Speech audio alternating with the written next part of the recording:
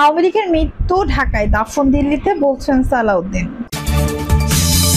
এদিকে নববর্ষে জাতির আকাঙ্ক্ষা দ্রুত ভোটাধিকার ফিরিয়ে দেওয়া, বলছেন রুজবে। জানাবো প্রধানমন্ত্রীর ক্ষমতা কমানো, গণভোটের পক্ষে জামায়াত। এবং সর্বশেষ জানাবো সংস্কার নির্বাচন নিয়ে অনিশ্চয়তা দূর হোক নতুন বছরে, বলছে এবি পার্টি। দর্শক শুনছিলেন সংবাদ শিরোনাম, এখন বিস্তারিত। আওয়ামী লীগের মৃত্যু ঢাকায়, দাফন দিল্লিতে, বলছেন সালাউদ্দিন। বিএনপি স্থায়ী কমিটির সদস্য সালাউদ্দিন আহমেদ বলেছেন, ছাত্র জনতার অভ্যুত্থানে আওয়ামী লীগের মৃত্যু হয়েছে ঢাকায় আর দাফন হয়েছে দিল্লিতে। সালাউদ্দিন বলেন, ছাত্র জনতা সহ সব শ্রেণী পেশার মানুষের অংশগ্রহণে ফ্যাসিস্টের পতন হয়েছে, যা দক্ষিণ এশিয়ার ইতিহাস হয়ে থাকবে। তিনি বলেন, বৈশাখী শোভাযাত্রা, মেলা, পান্থা এসব আমাদের সংস্কৃতির অংশ, যা নষ্ট করার জন্য মঙ্গল শোভাযাত্রার প্রচলন শুরু করে আওয়ামী লীগ। নববর্ষে জাতির আকাঙ্ক্ষা দ্রুত ভোটাধিকার ফিরিয়ে দেওয়া, বলছেন রিজভী। বিএনপি সিনিয়র যুগ্ম মহাসচিব রুহুল কবির রিজভী বলেছেন, শুভ নববর্ষ। পহেলা নববর্ষে জাতির আকাঙ্ক্ষা দ্রুত ভোটাধিকার ফিরিয়ে দেওয়া, কারণ ফ্যাসিস্ট হাসিনা দেশের মানুষের ভোটাধিকার সহ সকল অধিকার কেড়ে নিয়ে নিজের কর্তৃত্ববাদ প্রতিষ্ঠা করেছিল। জুলাই ছাত্র দলের কথা স্মরণ করে রিজভী বলেন, তুমুল আন্দোলন চলছে, আমি কারাগারে, সেখান থেকে শুনছি দারুণের উদ্দীপনা। তেজ পুলিশ বলছে গুলি করে একটা পরে যায়, আবার সেখানে এসে আরেকজন দাঁড়ায়। এই উদ্দীপনা দিয়ে জাতীয় কবি নজরুল ইসলাম গান লেখা, অনেক কবির লেখনীর মাধ্যমে তিনি বলেন, বিগত 15 বছর একটি পরিকল্পিতভাবে একটি দেশের সংস্কৃতি এদেশে ছড়িয়ে দেওয়ার প্রচেষ্টা করা হতো। এমনকি এই পহেলা বৈশাখে মুখোশের আড়ালে আমাদের নেত্রীর বিরুদ্ধে অপপ্রচার করা হতো। এমনকি দাড়ি টুপি নিয়ে নানা ষড়যন্ত্র করা হতো। দাড়ি টুপি পরা সব মানুষ কি খারাপ? না। রুহুল কবির রিজভী বলেন, যার জন্য আমাদের 16 বছরের লড়াই, সেটি আমরা নিশ্চিত করি। সেই গণতন্ত্রকে নিশ্চিত করা নিয়ে কোনো টাল বাহানা করা যাবে না।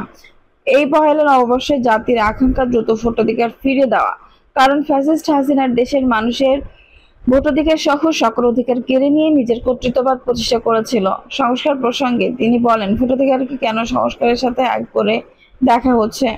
গণতন্ত্র মানে সংস্কার। গণতন্ত্র হচ্ছে প্রবাহমান খরস্রোত নদীর মতো। এখানে কর্তৃত্ববাদের কোনো জায়গা নেই, আর যেখানে কর্তৃত্ববাদের জায়গা নেই সেখানে গণতন্ত্র বয়ে যায়। সংস্কার হচ্ছে বয়ে যাওয়া। তিনি বলেন, অনেক উপদেষ্টা এখন বিএনপিকে শত্রু ভাবছে। তারা গণতন্ত্র ভোটাধিকার বাদ দিয়ে কিভাবে গণতন্ত্রের পরিবর্তনের সংস্কারকে ভাবছে, সেটা আমাদের বোধগম্য নয়। প্রধানমন্ত্রীর ক্ষমতা কমানো, গণভোটের পক্ষে জামায়াত। প্রধানমন্ত্রী একাচ্ছত্র ক্ষমতা কমাতে জাতীয় সাংগঠনিক কাউন্সিল গঠনের সুপারিশ একমত জামায়াত ইসলামী। প্রধানমন্ত্রী একক সিদ্ধান্তের পরিবর্তে এনসিসির মাধ্যমে নির্বাচন কমিশন সহ সাংবিধানিক প্রতিষ্ঠানগুলোতে নিয়োগের সুপারিশ পক্ষেও মত দিয়েছে দলটি।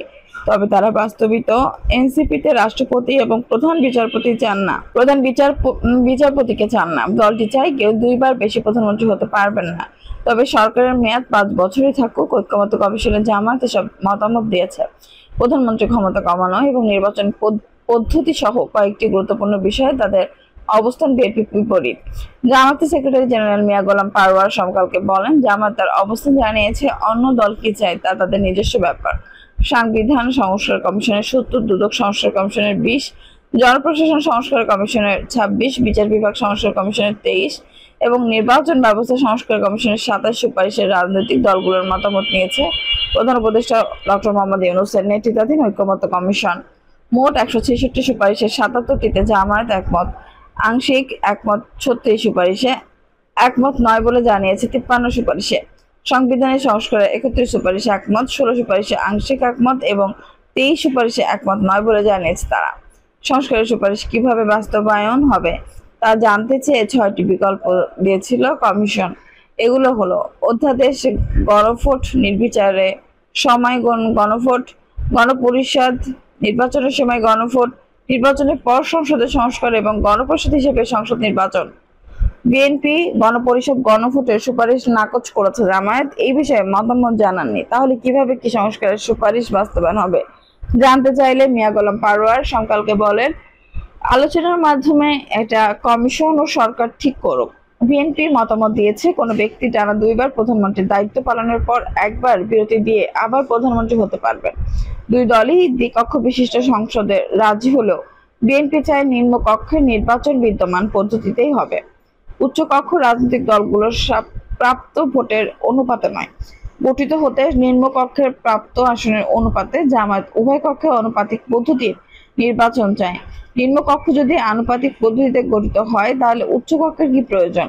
এই প্রশ্নের জবাবে গোলাম পারোয়ার বলেন, পেশি শক্তি সহ নির্বাচনে অনিয়ম ঠেকাতে আনুপাতিক পদ্ধতি নির্বাচনে শ্রেয়। প্রধানমন্ত্রীর মন্ত্রিসভার মাধ্যমে নির্বাহী ক্ষমতায় প্রয়োগ করবেন বলে যে সুপারিশ কমিশন করেছে, বিএনপি তাতে একমত না হলেও জামায়াত রাজি। বিএনপি এনসিপি গঠনের বিরোধী, তবে দুই দলেরই তত্ত্বাবধায়ক সরকার এবং সর্বশেষ প্রধান বিচারপতিকে প্রধান উপদেষ্টা হিসেবে চেয়েছে। সংস্কার কমিশন সুপারিশ করেছে কেউ দুইবারের বেশি প্রধানমন্ত্রী হতে পারবেন না। জামায়াতের সঙ্গে একমত, তবে সংসদ এবং প্রধানমন্ত্রীর পদের মেয়াদ 4 বছর নয় 5 বছরে বহাল রাখার পক্ষে দলটি। গঠিত প্রস্তাবিত করেছিল কমিশন প্রস্তাব করেছিল প্রধানমন্ত্রী একই সঙ্গে সংসদ নেতা এবং দলীয় প্রধান হতে পারবেন না। জামায়াত এতে একমত হয়নি। দলটি মত দিয়েছে একই ব্যক্তি সংসদ নেতা ও দল প্রধান হতে পারবেন না, তবে প্রধানমন্ত্রী দলীয় প্রধান হতে পারবেন, কিন্তু সেক্ষেত্রে তিনি সংসদ নেতা হতে পারবেন না। কমিশন 70 অনুচ্ছেদ বাতিলের সুপারিশ করেছে, যাতে সংসদ সদস্যরা নিজের ইচ্ছা মতো ভোট দিতে পারেন। জামায়াত আংশিক একমত জানিয়েছে, 70 অনুচ্ছেদ শিথিলের পক্ষে মত দিয়েছেন। দলটি চায় দলটির এমপি অর্থ বিল এবং আস্থা প্রস্তাব বাদে অন্যান্য বিষয়ে স্বাধীনভাবে ভোট দিতে পারবেন। কমিশন সুপারিশ করেছে নির্বাচন কমিশন, দুর্নীতি দমন কমিশন, মানবাধিকার কমিশন, স্থানীয় সরকার কমিশন, কর্ম কমিশন, অ্যাটর্নি জেনারেল এবং প্রতিরক্ষা বাহিনীর প্রধান নিয়োগ হবে এনসিসির মাধ্যমে।